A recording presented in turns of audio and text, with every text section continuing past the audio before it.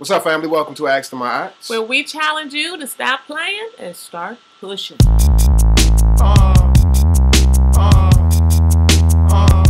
1 2 1 2 1 2 my dog is bigger than hip hop.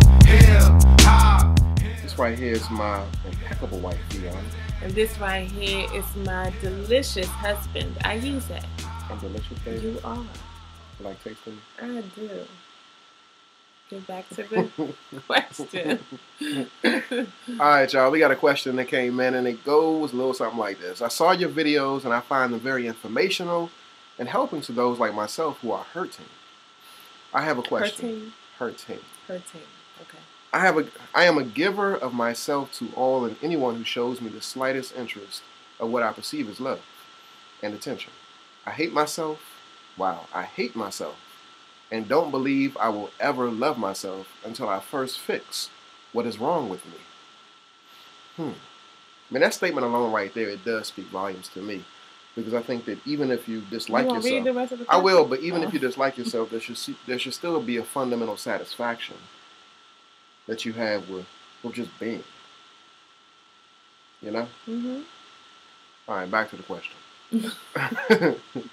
My outer beauty will never match my inside, but I am willing to go great lengths to change or sadly stay depressed and be used. I started a journal and have some alone time, and it is helpful, but it is not enough. What should I do? I am in a relationship where my past is the problem. Who I was with and the things I have done really matter to this person. I am sick of hearing about it because, hello, I went through it alone, and to have some man to bring it up to me in my face, I'm just not feeling that. I have other issues, but my biggest problem is that even if I let this person go, I will eventually end up with another person. What should I do? Why are you looking like that? I don't understand the question. You know, I mean, basically, I was trying, y'all. Maybe you go ahead. I'm gonna follow your lead. I'm a little lost. Hopefully you all understood the question, but if not, basically what she's saying is that she got some self-esteem issues, and because she has these issues, they've interfered with her relationships, and she's basically saying in this current relationship that she's in, this dude keeps on bringing up the things that she's experienced in the past because she opened up and shared some of those things with her. So she's like, why you keep on bringing this stuff up when I'm the one who has gone through them? So I'm the one that's trying to work through them. So you really shouldn't necessarily be having as much of an issue that you had with the things that I brought up. I mean, the things that I told you.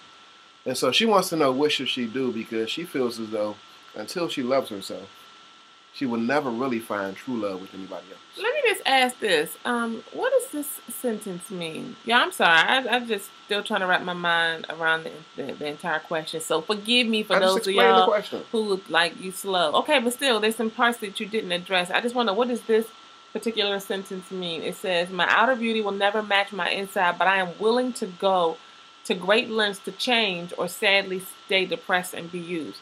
She's willing to go to great lengths to change, or she's willing to, and she's also willing to go to great lengths to stay depressed and That's be used. That dichotomy. That's that, double consciousness where, what is wrong with you? Nothing. Yeah, nothing. I'm not feeling this letter. You need to write it a little bit better. But we love you. We love you, though. Yeah. I understand, though. Now I hear what you're saying. It's a battle. It's an internal battle going on. So basically, I think that you're on the right path in terms of really even asking this question, because it's an indication that you are really looking to, do some self-work and some self-reflection and really, get some help in this area, because, you hit the nail on the head when you said that. You really won't find love outside of yourself until you really truly love yourself first. And, what should you do? Continue focusing on yourself. Even if this dude is bringing up stuff that you've shared with him, really, he can't hold nothing over you, because at the end of the day, it's how you view yourself, not how he views you, that determines how successful you will be yourself and how you will be in your relationship. And so again, regardless of what he says, you might want to take it into consideration, but at the end of the day, it's your opinion of yourself that matters the most. When we're actively trying to repair ourselves, our sense of self, our mind, our heart, our souls, our spirits, when we know that we've been through some things, we done gone through a few things, we have been damaged, we have been really used up and have not taken care of ourselves in the way that we need to be taken care of. When we are actively trying to build ourselves back up, we have to be diligent in the methods and the tools that we use. That means that if you reach out to someone like us and say, hey, what should I do? What can I do? And then you don't do nothing for a minute.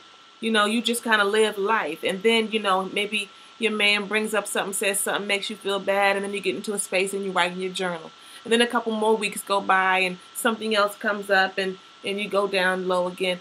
If that's the way that you, and I'm not saying that you do, or any of us, if that's the way that we approach our self-repair, then we're guaranteed to stay broken.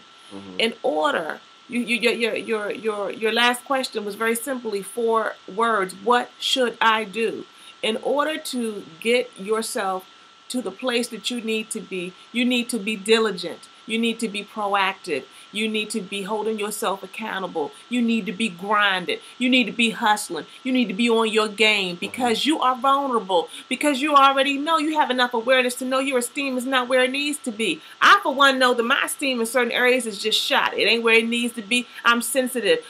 Like a great person I've heard say so many times, my psychological skin is burned. So if you rub up against it, you're going to set me off. And so if you know that that's where you are, if that's where you are, then you have to be active. That means that beyond journaling, get yourself into some type of support group. There are all kinds of support groups out here. You don't have to be on drugs or, you know, abusing alcohol to be in a support group. And if you are, find one for that. But if you just want a support group of women, if you can't find one, start one. Go to meetup.com and start one in your neighborhood, in your area. You know, go to places and things that will support you, that are like-minded. If it's being involved in the church, if it's buying certain books, going to personal development classes and seminars, I highly encourage you to do that. If you can't afford to go, get the audio, get the video, be active, be proactive, pursue it. If you don't pursue it, your current state will overwhelm you. So that is what you have to do. You have to be diligent. You got to be on it. You got to stop playing and start pushing.